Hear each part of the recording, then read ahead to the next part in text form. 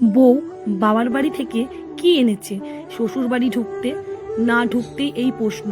যে পুরুষ যৌতুক চায় তাকে কি মেয়ে নয়, ভিক্ষার থালা ধরিয়ে দিন। একটা মেয়ে যেদিন বিয়ের পর শ্বশুর বাড়িতে এলো, আশেপাশের সবাই এলো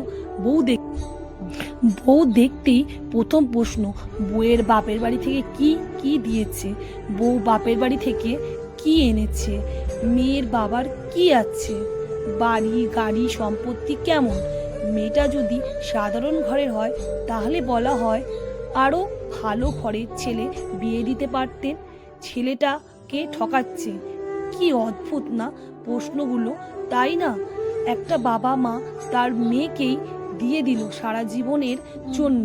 মানুষ একটা পোষা প্রাণীকে কাউকে দিতে চায় না, সেই বাবা তার নারী চেরা ধনটাই দিয়ে দিল। আর কি চাই? তার চেয়েও অদ্ভুত বিষয় হচ্ছে, প্রশ্নগুলো যারা করে তারা নিজেরাও এক নারী।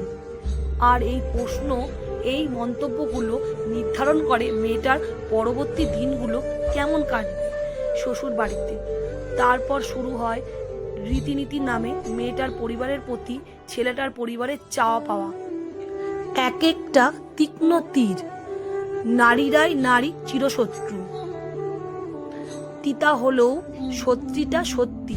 সমাজটা আজ ডিজিটাল হয়েছে, নারীর অগ্রগতি বেড়েছে, নারীরা আজ স্বাবলম্বী। নারী পুরুষের পাশাপাশি সমান তালে সংসার চালাচ্ছে।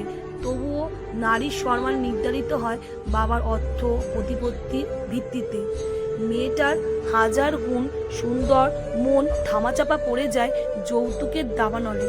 যৌতুকের আর এক নতুন রূপ।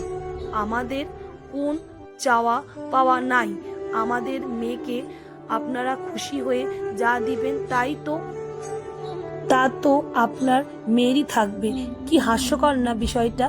মেয়েটার বিয়ের পাত্র পরিবার নির্ধারিত হয় তার বাবার ব্যাংক ব্যালেন্সের ওপর ভিত্তি করে। যার বাবার যত টাকা সেই মেয়ের শ্বশুরবাড়িতে মূল্য তত বেশি।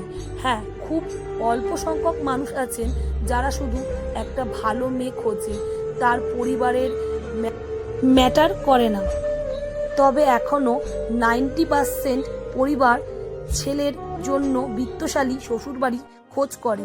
একটা সাধারণ ঘরের মেয়েকে বিয়ের পরে কি কি ফেস করতে হয় সেটা শুধু মেয়েটাই জানে।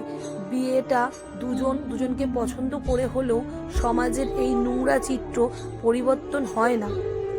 পুরুষ যদি তুমি বউকে সম্মানের সাথে ভরণ পোষণ দিতে চালাতে না পারো তাহলে বিয়ে করো না। যৌতুক নিয়ে যেদিন বিয়ে করবে সেই দিন তুমি বিক্রি হয়ে গেলে। তুমি আর হাটের গরু তো একই দাঁড়িপাল্লায় উঠে গেলে। তোমার আত্মসম্মানের সবচেয়ে বড় অবক্ষয় সেই দিনই ঘটে গেল। পুরুষ তুমি মানুষ হও, তুমি যতটুকু নিবে তোমার মেয়ে বা বোনের ক্ষেত্রে তা আরও দ্বিগুণ হবে। লেখা সংগৃহীত। আমার ভিডিওটা যদি আপনাদের ভালো লাগে বেশি করে শেয়ার করুন বন্ধুরা।